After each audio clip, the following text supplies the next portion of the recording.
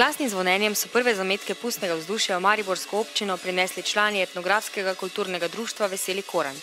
Kot prinašalce dobrih želja se jih je razveselil župan Franc Kangler.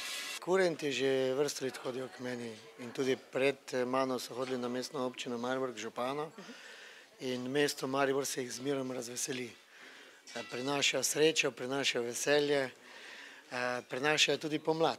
Tako da v Mariboru smo veseli, ko pride in seveda tudi, ko odidejo. Kaj pa vam recimo pomeni pust kot tak? Recimo, se kdaj kot otrok ste se zagotovo še imeli? A seveda, takrat mi je veliko pomenilo. Kaj ste bili ponavadi, če se malo spomnite, recimo, katere šeme ste vse mogli? Veste, kakšni lik z kakšnega kavbojskega ali pa viteškega filma, kakšni vitez ali pa kavbojc.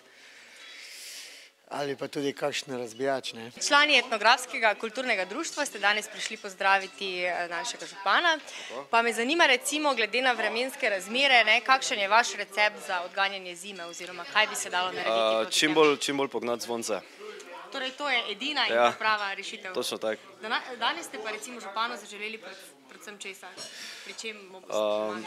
V bistvu prinesli smo mu Korantovo poslanstvo, kar je odgnati zle duhove zimo in prinesti zdravje, srečo, plodno leto na vseh področjih.